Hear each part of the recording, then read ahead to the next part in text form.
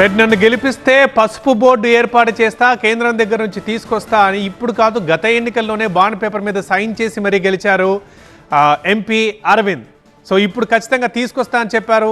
ఇవాళ తీసుకొచ్చినందుకు సంతోషపడుతున్నారు. And MP Arvind ప్రధాని మోదీకి ధన్యవాదాలు చెప్తున్నారు. పసుపు రైతుల దశాబ్దాల కళ నెరవేరిందంటున్నారు అరవింద్. పసుపు బోర్డు ఏర్పాటుతో రైతులకు ఎన్నో ప్రయోజనాలు ఉన్నాయి. పసుపు ప్రాసెసింగ్, మార్కెటింగ్ విషయంలో ఎంతో ఉపయోగం ఉందంటున్నారు. అంతర్జాతీయంగా మార్కెటింగ్ పెరుగుతుంది. త్వరలో పరిశోధనా కేంద్రం కూడా ఏర్పాటు చేయబోతున్నామన్నారు ఎంపీ అరవింద్. ఈ సందర్భంగా ఈ బోర్డు ఏర్పాటు చేసినందుకు ప్రధాని మోదీకి కృతజ్ఞతలు చెప్పారు. నిజామాబాద్లో జాతీయ పసుపు బోర్డు ఏర్పాటుపై ఎంపీ అరవింద్ ఇంకేమన్నారు? మరింత సమాచారం మా అసోసియేట్ ఎడిటర్ మహాత్మా అందిస్తారు.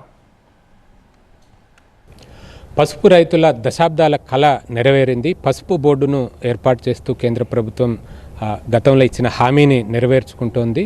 అందుకు సంబంధించి మనతో మాట్లాడేందుకు నిజామాబాద్ ఎంపీ ధర్మపురి అరవింద్ మనతో పాటు ఉన్నారు. ఇది మీరు ఇచ్చిన హామీ, ఇంకా చెప్పాలంటే బాండ్ పేపర్ మీద కూడా రాసిచ్చిన హామీ, అది ఇప్పుడు నెరవేరింది. మీకు ఎలా అనిపిస్తుంది? ఇందూరు గడ్డ పైన ఇందూరు పసుపు రైతుల 40 సంవత్సరాల పోరాటం, ఇందూరు గడ్డ మీద జాతీయ పసుపు బోర్డు యొక్క కేంద్ర కార్యాలయాన్ని ఏర్పాటు చేస్తున్నందుకు ప్రధానమంత్రి గారికి మనస్ఫూర్తిగా ధన్యవాదాలు తెలియజేస్తున్నాను. యావత్ పసుపు రైతాంగం తరఫున కూడా ఆయనకి పాదాభివందనలు తెలియజేస్తా ఉన్నాను. మొదట్లో పసుపు బోర్డుగా కాకుండా స్పైసెస్ బోర్డుకి సంబంధించిన ఒక యూనిట్ లాగా పెడతామని, ఇది స్పైసెస్లో భాగమేనని ఈ తరహా చర్చలు, ఈ తరహా సంప్రదింపులు జరిగాయి. మీరు చివరికి ఎలా కన్విన్స్ చేయగలిగారు? సో స్పైసెస్ బోర్డు కూడా ఏర్పాటు చేశాము. రీజనల్ బోర్డు ఎక్స్టెన్షన్ సెంటర్ లాగా పెట్టి పసుపుకి కొన్ని మంచి నిర్ణయాలు తీసుకోవడం జరిగింది. అప్పుడు ఇంపోర్ట్స్ తగ్గించడము, ఎక్స్పోర్ట్స్ పెంచడము, కొంచెం స్పైసెస్ బోర్డు యొక్క టర్మరిక్ పైన యాక్టివేట్ చేయించటము, దానివల్ల కూడా రైతులకు బాగా ఉపయోగపడింది. కాబట్టి మంచి డెసిషన్స్ అన్నవి కామర్స్ మినిస్ట్రీ మోదీ గారి ప్రభుత్వంలో, పీయూష్ గోయల్ గారి కృషి కూడా చాలా ఉంది. ఇందులో అమిత్ షా గారి కృషి కూడా బాగా ఉంది. ఆయన కోఆపరేషన్ కూడా బాగా ఉంది.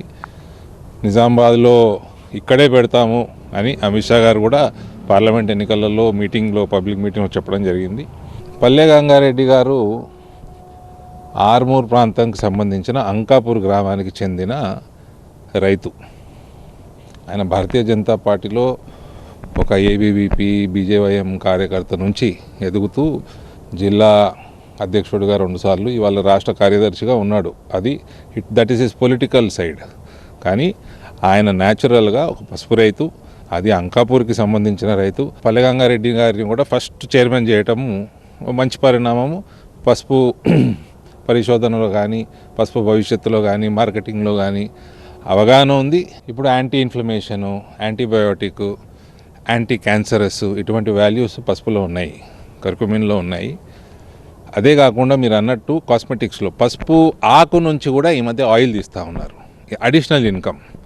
సో ఇంకా పరిశోధన చేస్తే ఇంకేమేమి వెళ్తాయో, ఇంకెటువంటి ప్రోడక్ట్స్ తయారు చేసుకోవచ్చో, పసుపుకు బ్రహ్మాండమైన భవిష్యత్తు ఉంది. కొన్ని కరెక్షన్స్ చేస్తేనే మనము గత దశాబ్దంన్నర నుంచి ఉన్న 5-6 వేల రేటు 18,000కు చేరింది. వాళ్ళ పసుపు బోర్డు సరిగ్గా పనిచేసుకున్నట్టయితే మనమందరం యాక్టివ్గా రైతుల దగ్గర నుంచి పసుపు బోర్డులో ఉన్న ఐఏఎస్ ఆఫీసర్ల దాకా అందరం కూడా కృషి చేసినట్టయితే మనకి ఇంకా రానున్న కాలంలో 25,000 కానీ 30,000 కానీ ఈజీగా ఒక రైతు సంపాదించే అవకాశాలు కూడా ఉన్నాయి. ఇప్పుడు మనకి హెడ్ క్వార్టర్ నిజామాబాద్ రావడము దట్ ఈస్ డెఫినెట్లీ మన అదృష్టము. ప్లస్ మోదీ గారికి మనం ఎప్పటికీ మనము ఆయనను దీవించాల్సిందిగా నేను ఇందూరు ప్రజలను కోరుతా ఉన్నాను. ఇందూరు హెడ్ క్వార్టర్ అయినందుకు ఇన్ఫ్రాస్ట్రక్చర్ వైజ్, పసుపుకు సంబంధించి ఇన్ఫ్రాస్ట్రక్చర్ వైజ్ కూడా చాలా ఉపయోగపడుతుంది. ఎయిర్పోర్ట్ కూడా జగరన్పల్లిలో మనకి క్లియర్ అయిపోయి ఉంది. కాబట్టి డెఫినెట్లీ ఇందూరు ప్రాంత పసుపుకి మంచి భవిష్యత్తు కనబడుతూ ఉంది. Thank you so much. So ఈ పసుపు బోర్డు ఏర్పాటు పసుపు రైతులకు మరింత మేలు చేకూరుస్తుందని, కేవలం ఒక వ్యవసాయ ఉత్పత్తిగానే కాకుండా దీన్ని కాస్మెటిక్స్ రంగంలోనూ, అలాగే మెడిసినల్ వాల్యూస్ ఉన్నాయి కాబట్టి వాటి తయారీకి కూడా ఉపయోగించే అవకాశాలు, అంతర్జాతీయంగా పెరుగుతున్న డిమాండ్, వీటన్నిటిని దృష్టిలో పెట్టుకుని పసుపు రైతులకు రానున్నది మంచి రోజులేనని ఆయన చెప్తున్నారు. కెమెరా పర్సన్ ప్రభుత్వం, మహాత్మా కొడియా, TV9 న్యూఢిల్లీ.